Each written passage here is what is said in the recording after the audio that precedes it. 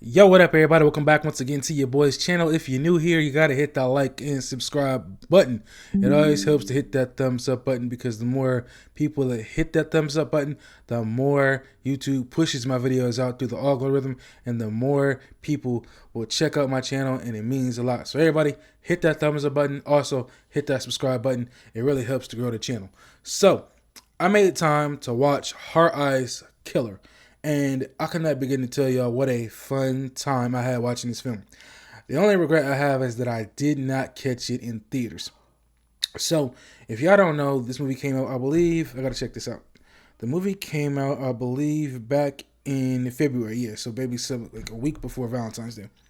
And basically, the movie is about a killer who goes around killing people on Valentine's Day. And in this movie, he mistakenly gets two people confused for an actual couple, Ali, and I believe the other character's name is Jay, right? So he mistakes them for a couple, and basically through this whole movie, he is going after them to take them out. And the movie is basically a romance slash horror film, and with some comedy, okay? And I didn't know what to expect sitting down watching this movie.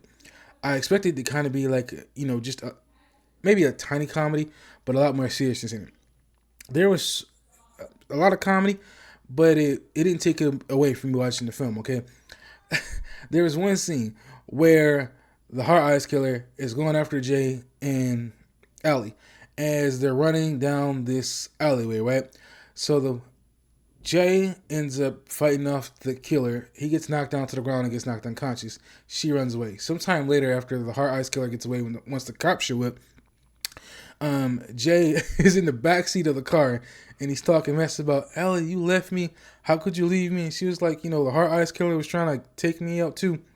He was like, well, he was trying to take me out too. And just because I'm built doesn't mean I'm built for fighting. I'm built for cuddling.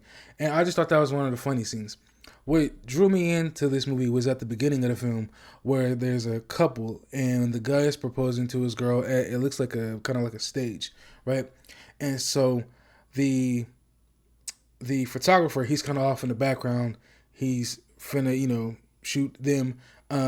His, friend proposing to his girl. And the Heart Eyes Killer ends up right through the lens, takes him out. He takes out the boyfriend, straight Blake shot in the head with the arrow. And then the girl he ends up chasing, she ends up running into like a, what is it? Like a factory, like a juice factory. She jumps into like this machine, like a press machine, right? The Heart Eyes Killer closes the door, locks her in, and she's stuck just sitting in some vat of juice. Both sides of the wall are literally starting to close in, huge metal walls. The last thing you see is like pretty much from her head, I think almost down to her like right here, right, just below her neck, and just like it completely explodes. I mean, that part was pretty crazy. Okay, what else?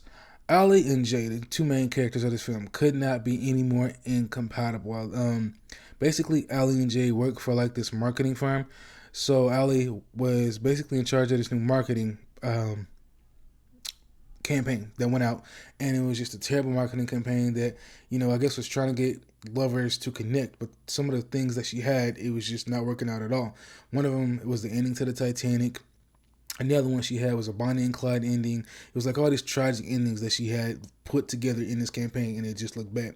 So that's when Jay comes in, because they had already met before at the coffee shop when they ordered a similar drink.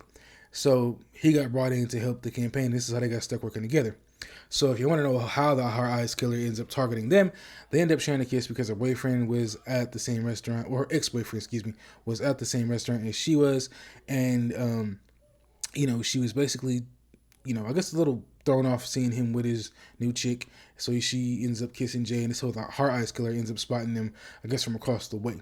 So yeah, throughout the rest of the movie, he's basically chasing them down, trying to take them out. And like I said, the comedy in this movie is so damn good. I'm honestly give this movie on a scale from 1 to 5, of course, 1 being the lowest, 5 being the highest. I'm gonna give this movie a 5. It is that damn good. It is that damn funny. The comedy never took me out. The characters are funny as hell. Like I said, they're just really awkward. There's a lot of awkward scenes where you just don't expect this kind of stuff to happen in a scary movie, but it happens in this movie. There's one scene where they are running from the Heart Eyes Killer, and they go to this what is it? It's like a movie, I can't think of what it is exactly, but they go to see this movie, a drive-in movie, right? And they basically, it's Valentine's Day, so you have all these couples out. They basically just led the Heart Eyes Killer into a buffet of just terror because he's out to take out couples. So they're in the car, just kind of talking to each other and just trying to stay out of the Heart Eyes Killer's way. Meanwhile, in the back of this van that they're in, there's a couple having some fun, if you know what I mean. And, the Heart Eyes Killer is basically just walking up and down, each car and just taking people out while they're in there, kind of just having this conversation and getting to know each other a little better. And the way that the killer takes out the couple in the back of the truck, once they started making too much noise, he pops open the truck. I believe he had like the little jack you take out the steering wheel. He ends up shoving it into the dude's mouth while he's laying down, and then shoves it through the girl's mouth out of the back of her head, and they both end up dying. So then, at this point, this is where Jay wants to get away from the Heart Eyes Killer. And Allie's like, no, we can't leave these people here to die. It's on us. We got to stop them. So I thought that was pretty cool to see. There's also a character in here that I was actually surprised to see they never showed up in any of the trailers. I think I only watched one trailer. And that was Jordana Brewster, a.k.a. Mia Toretto. She's in this movie. The funny thing is, her last name is Hobbs, right? There's another character in this film. I have to look this up. Her partner, I believe his name is... No. So her last name is Shaw. His last name is Hobbs. So she's Jenny Shaw. He's Zeke Hobbs. So it's funny that Allie makes a reference to the Fast and Furious Hobbs and Shaw movie when she gets introduced to them. And they're like, oh, we never seen it. So I thought that part was funny. There's another scene in this film where Allie is at the police station after Jay gets arrested, and she's standing in like the main area of the hallway because Jay got arrested since the cops found the mask and I believe the knife with him, so they think that he's the Heart Eyes Killer, and he's been around for years as far as Heart Eyes Killer, going around just taking people out. And so he's in the room being interrogated, and all of a sudden the Heart Eyes Killer shows up because one of the cops ends up investigating the closet. The Heart Eyes Killer ends up taking the flag, or I think it was his knife, and ends up impaling her and just taking her out. It was just crazy how this dude shows up. And he also has like infrared built into his Heart Eyes glasses, so they actually do come on where you can see like, in the dark. So that part was funny. Like I said, Allie and Jay could not have been more compatible. It was like they kept trying to, you kind of had that sense that they were going to get closer. Then all of a sudden something happened to pull them apart where they just didn't really want to feel each other like that. Anyway, so then by the end of the movie, in so many words, we find out that there are actually two killers. Give me a second here. So yeah, Jana Shaw, aka Jordana Brewster, her and one of the other characters who briefly appears in the movie, Yosin and David Shaw, he appears in the movie, and they're basically lovers. And by the time you think that they end up getting the Heart Eyes Killer and taking him out, Jay goes his own way, Allie goes hers. Then he gets a phone call. She gets a phone call confirming that, oh no, we didn't get the right guy. Show up here to save him, or we're taking him out. And so basically, she goes to this church. She finds out that, Jordana Brewster and this dude that she bumped into at the cop's office was the killer. And, a small fight ensues. Both of them get taken out. I ain't gonna lie, Jordana Brewster's death in this movie was crazy. So she ends up getting shot in the shoulder because Ellie ends up shooting Jay through the shoulder and ends up shooting her. They get into a little fight, and what happens is I think she ends up like getting so pissed off that she charges at her so much that there's like a sword that's sticking out of the wall from the statue, and she ends up just right through the neck. And as she's trying to get loose, her whole neck just gets impaled, and then the body falls off from the head, and the head hits the ground, so she's dead. And then the other guy, he gets hit in the head with an arrow.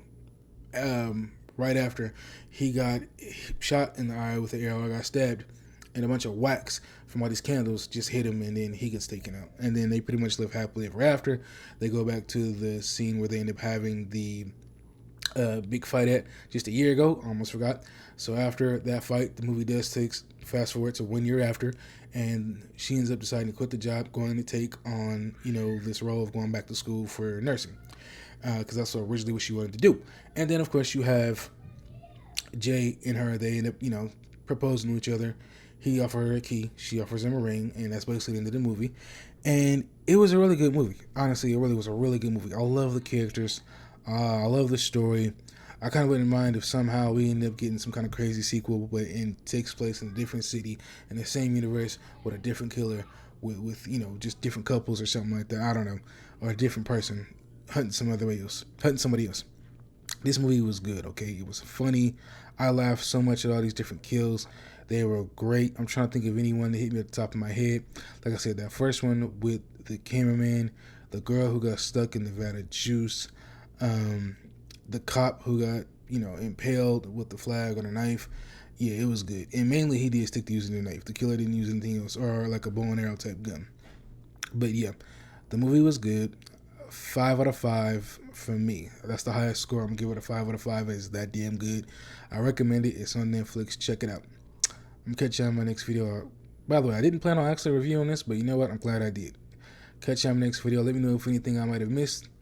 2,000 subscribers, 4,000 watch hours. Peace. I'm out.